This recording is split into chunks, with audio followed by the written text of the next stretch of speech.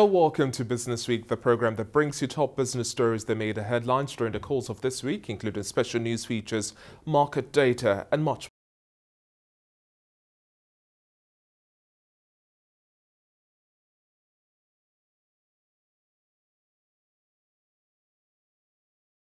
Of the biggest stories we tracked for you over the course of this week. Now, on the local front, non-performing loans in the banking sector slightly dropped to 5.7% in June this year from 6.4%, which was recorded in June last year. Nigeria has also lost 247.61 billion naira since the suspension of Twitter in June this year. In the energy sector, NNPC data has also shown Warri and Kaduna refineries earned a total of 463.63 million naira from the sale of electricity in its recent audited financial statements for last year. And I'll bring you the latest from the international front. British employers also added a record of 241,000 staff to their payrolls in August, lifting the total number of payroll employees just above pre-COVID levels.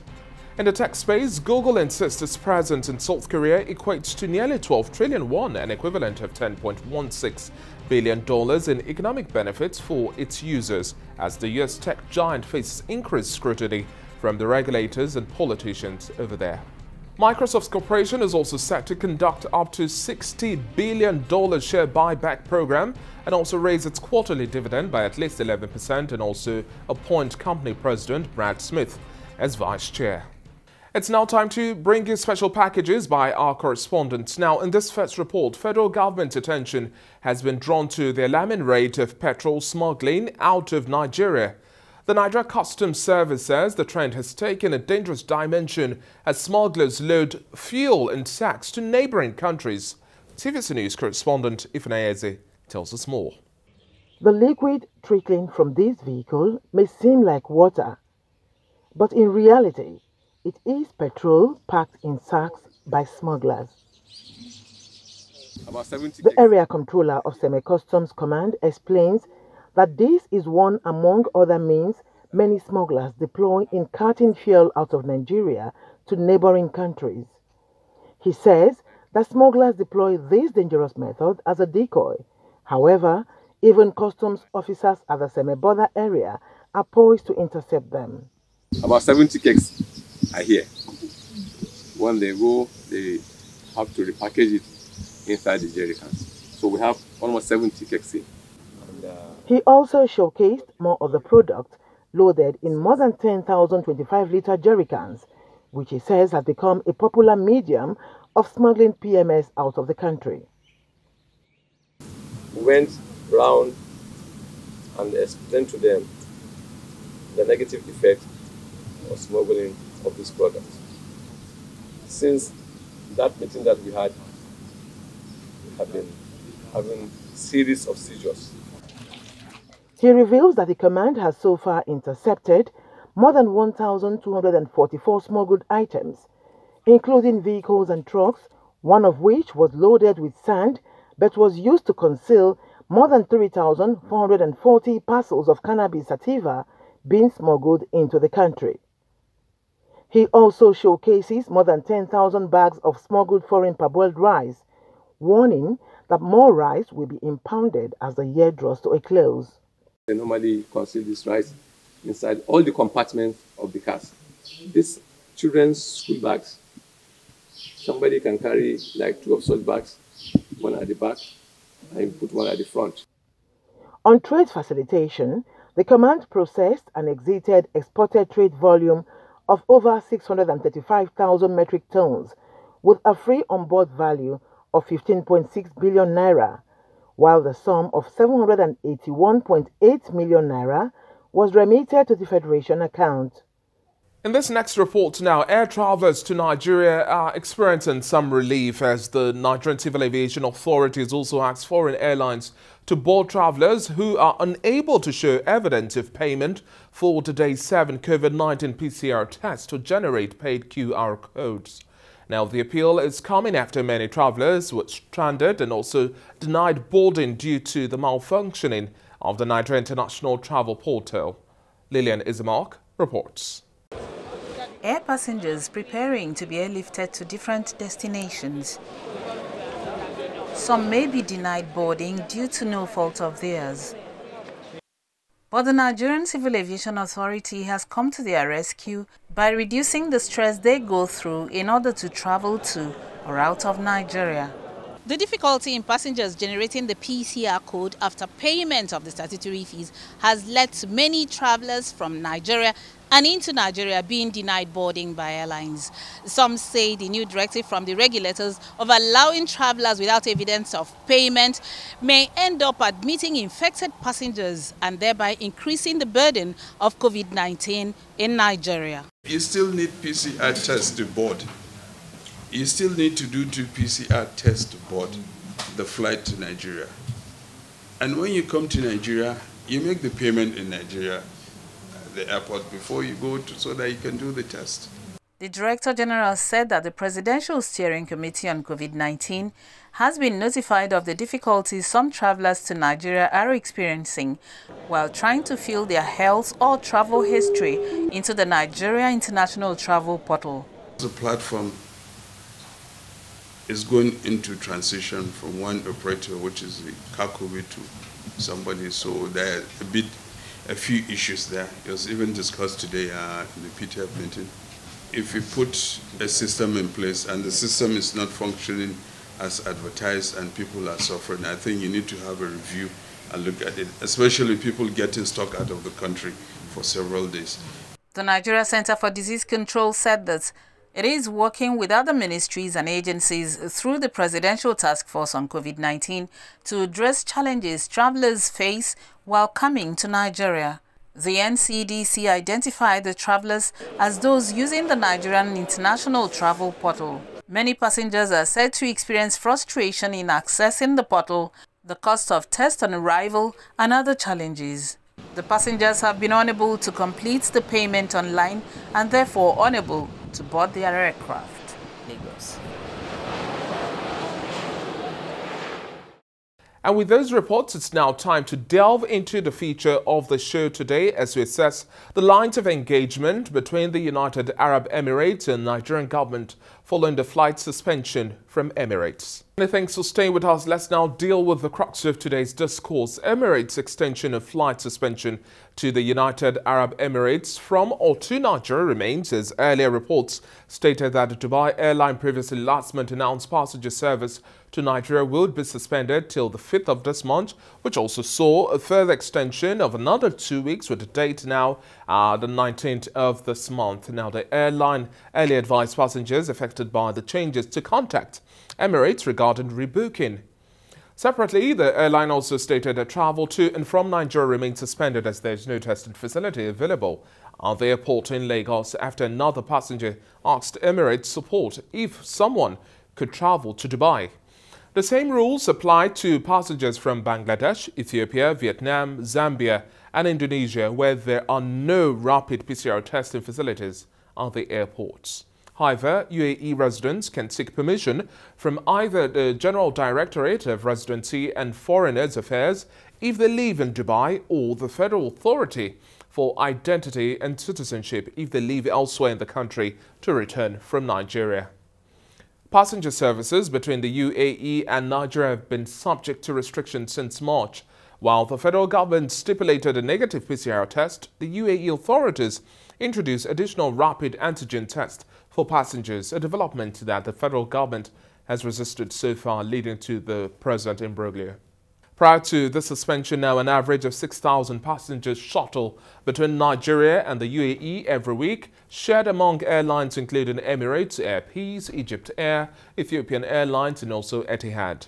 Now, with the suspension, there is still a lull on the highly lucrative Nigeria-UAE route as airlines and travel agencies continue to count their losses. But for those who must go to Dubai now, Accra and Cotonou and other West Coast countries where Emirates especially flies to have become the alternative cities to connect to Dubai.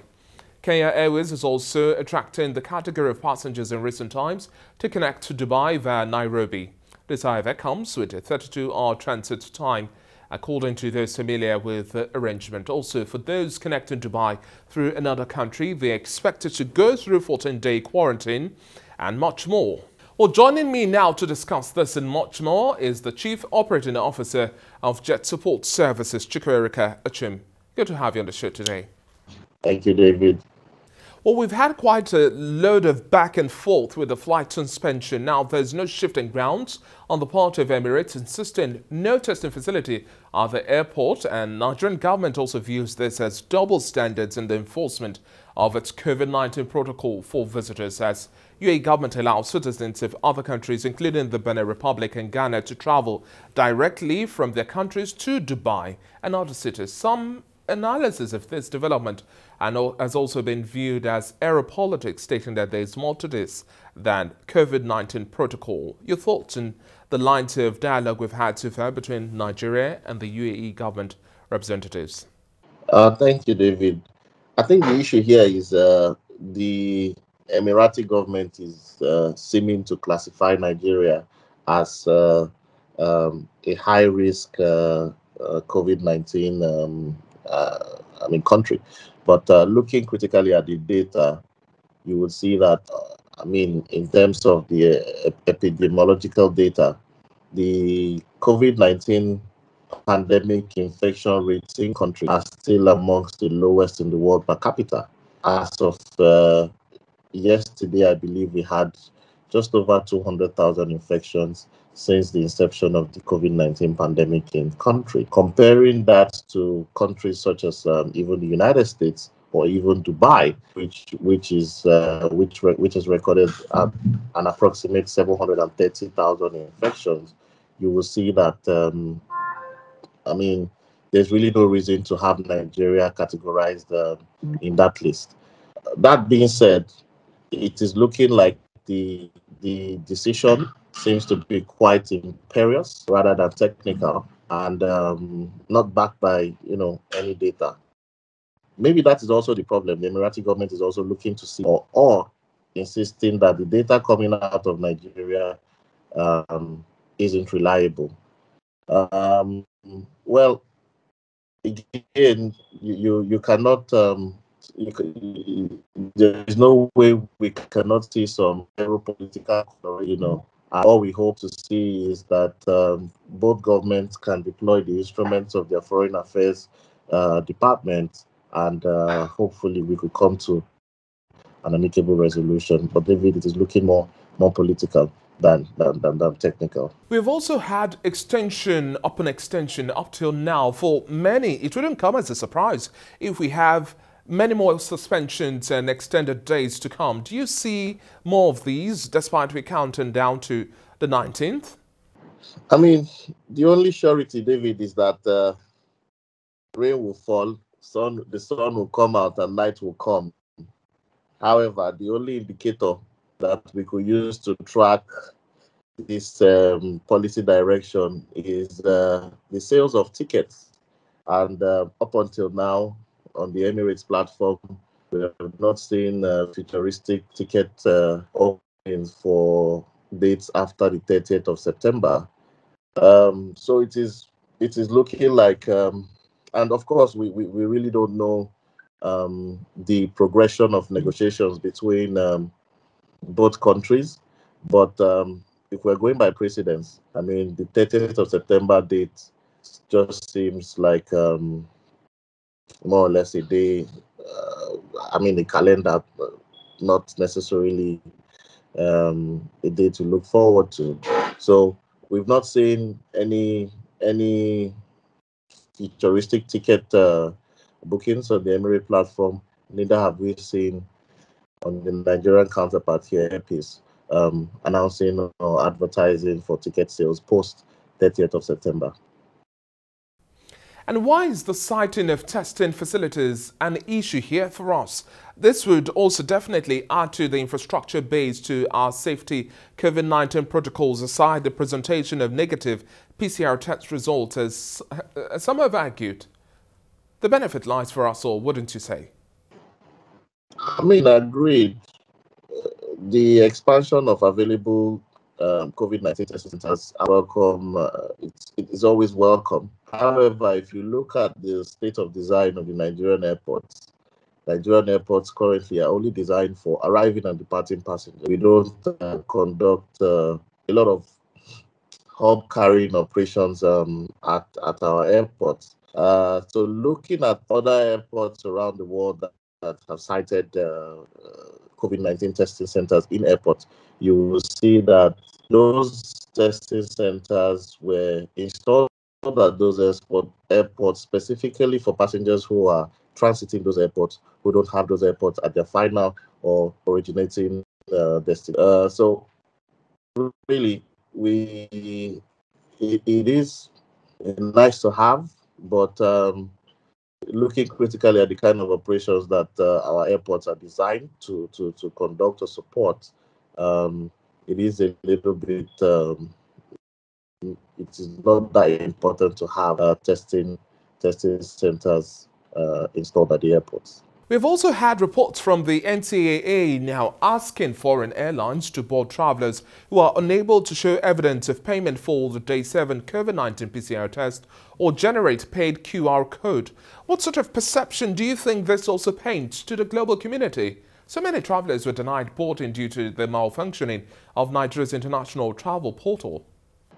Agreed, David. I mean, the discussion has been around the fact that travelers or passengers have not been able to complete their transactions on the NCDC portal. But the recent directory advisory by the directive rather by the Nigerian Civil Aviation Authority shows that the feedback mechanism is alive, and the Nigerian government is a little bit now receptive to some of the negative feedback that travelers had given based on their inabilities to complete their transactions on the NCDC platform.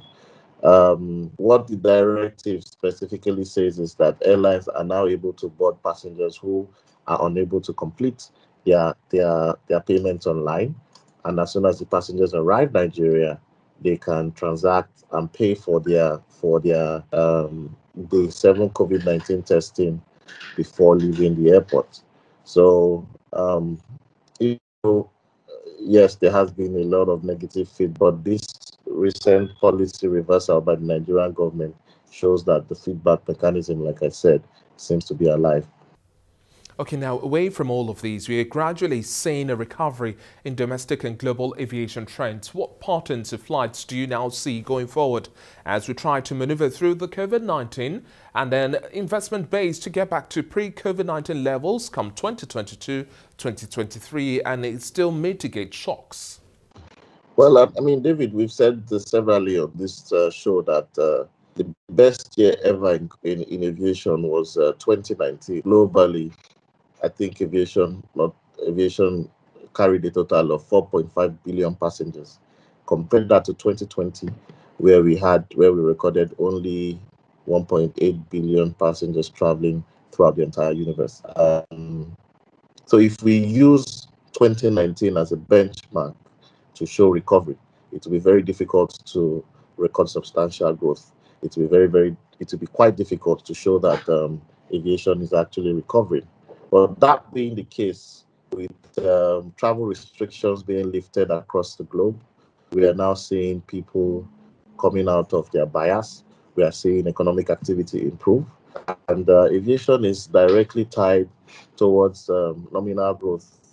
You would see traditionally countries where you see an increase in business or trade, you would also directly see an increase in aviation traffic activity.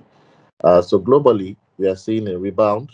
It is forecasted that the 2019 figures could be achieved as soon as 2026. But a lot still needs to be seen. And I can also say that locally, the Nigerian travel industry has witnessed a huge rebound. Of course, we have domesticated problems like infrastructural challenges, which make aviation your sure bet when it comes to getting to your destination safely and on time. Nigeria also has a huge geographical footprint, and this footprint of people is an avenue for the aviation business to thrive. So there are no travel restrictions because of course there's a lot of intra-country activity. So these are all indices that that create an avenue for the Nigerian aviation industry to rebound. The rebound is already here.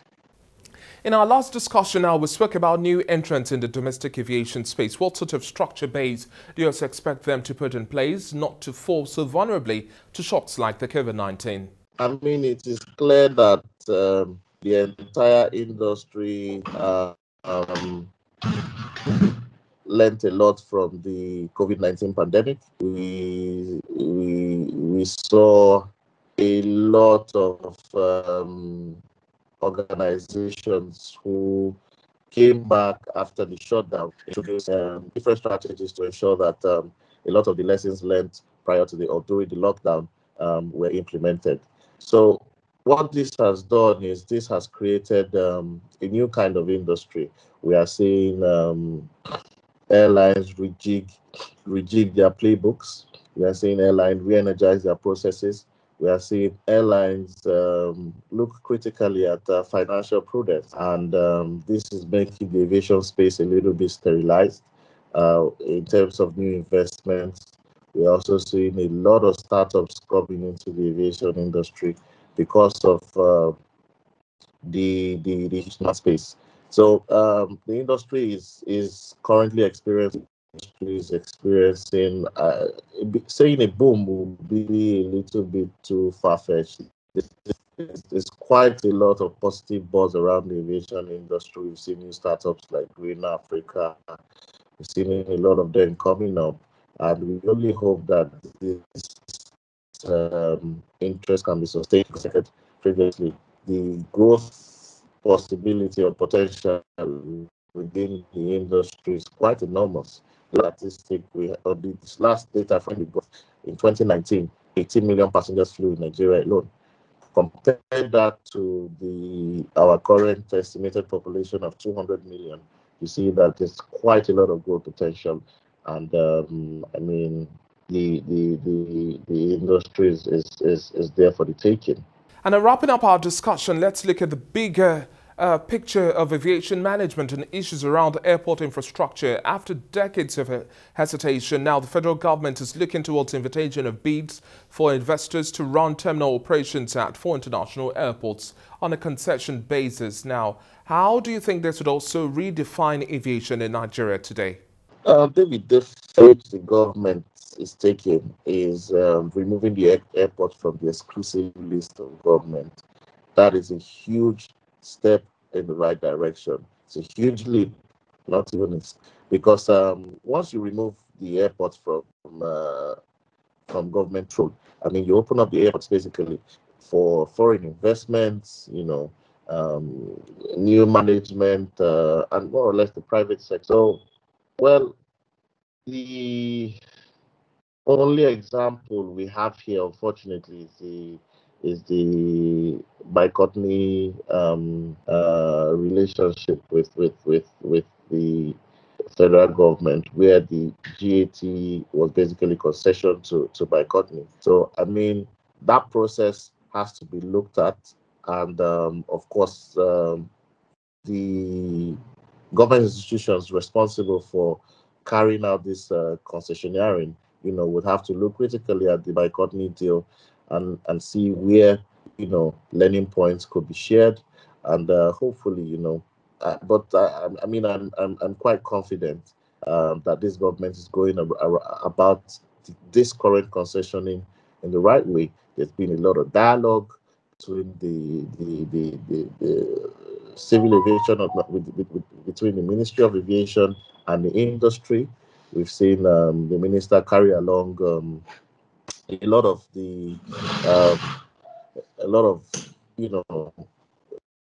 sensitization, and I mean, this hopefully with the continuous dialogue, we hope to see that this concessioning process would be carried out transparently, and hopefully everybody would have an input.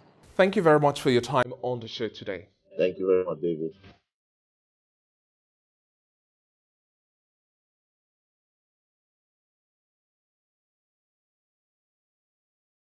Well, but just before we go now, here are graphic details of the Consumer Price Index, which measured inflation for the month of August, as prepared by the National Bureau of Statistics.